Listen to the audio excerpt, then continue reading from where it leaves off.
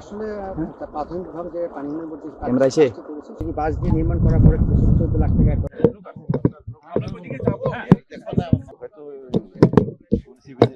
শুনেন, আপনি ফোন ধরেন না তো, সমস্যা আমাদের একটাই।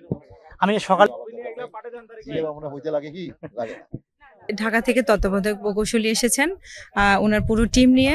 আমাদের জেলা থেকে নির্বাহী প্রকৌশলী মহোদয় এসেছে। তো আমাদের এখানে যে সিচুয়েশন, এই বাঁধটা যে আজই নতুন ভেঙে যাচ্ছে তা না, আমিও নতুন যেটা জানতে পারলাম 7-8 বছর ধরে ভাঙছে। তো এই ক্রমশ ভেঙে যাওয়ার কারণে কিন্তু এই যে গত 2-3 দিন ধরে একটু বেশি ভেঙে যাচ্ছে। তো আমরা এটা ওনাদের দৃষ্টিতে এনেছি এবং যে দ্রুত পদক্ষেপ, সেই দ্রুত পদক্ষেপ নেওয়ার জন্য আহ্বান জানিয়েছি। এখন ওনারা বলছেন যে ওনারা একটা সার্ভে করে পানি উন্নয়ন বোর্ডের সাথে সমন্বয় করে কি সিদ্ধান্ত নেয় পরে আমরা জানতে পারবো। দেরি হোক এটা আমরা মোটেও প্রত্যাশা করছি না। আমি এখানের এই তিস্তাপাড়ের মানুষের মতোই আমার চাওয়া এই পদক্ষেপটা খুবই দ্রুত হোক।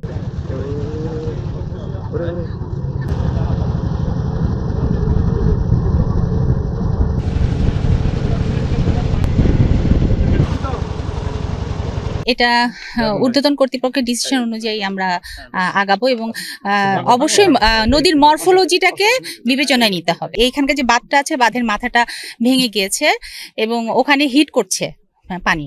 আমাদের পানি উন্নয়ন বোর্ডের যে তত্ত্বাবধায়ক প্রকৌশলী ঢাকা থেকে এসেছেন, উনিও আসলে এটা পরিদর্শন করলেন। আর আমরা অনেক সকাল থেকে এখানে আছি এবং আমরা যৌথভাবেই কিন্তু আরও নদীর পুরো অংশটা দেখলাম। আসলে এই জায়গাটা আসলে একটা রিস্কের মধ্যে আছে, ঝুঁকির মধ্যে আছে। আসলে আপনাদের দাবি কিন্তু সত্য এবং আপনাদের পর্যবেক্ষণ স্থানীয়ভাবে যেটা ভাবছেন যে আসলে অনেক ঝুঁকির মধ্যে, আসলে ঝুঁকির মধ্যে আছে, এটা ইমিডিয়েটলি আসলে এটা একটা ব্যবস্থা নেওয়া দরকার। তবে যেহেতু একটা নদীটা এমন একটা পর্যায়ে এখানে আছে, আমি দেখতে পাচ্ছি সেটা হলো একটা জটিল অবস্থা। অর্থাৎ নদীটা এখানে এমনভাবে বেঁকে আবার এদিকে কোস্টটা সরে গেছে। তো এইখানে আমরা যেটা আমি আগেও বলেছি যে আমাদের পানি বিশেষজ্ঞ, বিশেষ করে পানি নদী নিয়ে যারা কাজ করে, আমাদের বুয়েটের একটা প্রফেসর টিম আছে, দল আছে, বিশেষজ্ঞ দল আছে, তারা আসবেন। তাদেরকে আমি নিয়ে আসবো বা 1 সপ্তাহ বা 2 সপ্তাহের মধ্যে। তাদের আসার পরে দেন আমরা আমাদের আজকে যে অবজারভেশন এবং তাদের পর্যবেক্ষণ, এটাকে সমন্বিত করে আমরা একটা সুন্দর সিদ্ধান্ত নিব। তবে আমরা এখানে আসলে না বুঝে কোনো টাকা অপচয় করতে চাই না। মনে করছিলাম যে আমাদের ঢাকা থেকে বড় টিম আসছে, হয়তো কালকে কাজ শুরু হবে। এনারা এসে বলতেছে আগামী সপ্তাহে আরো এক্সপার্ট আসবে। ওই এক্সপার্ট আস্তে আস্তে, গতবার এক্সপার্ট বুয়েটের এসে বাঁশের বেড়া দিয়ে গেছে, এবারে এনারা যে কি দেবে এটা আল্লাহ ভালো জানে।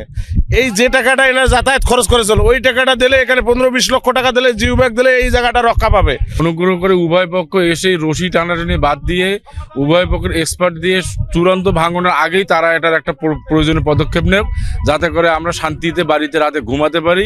রাতে যেন শোয়ার সময় মনে না হয় যে সকালবেলা আমার ঘর নাই।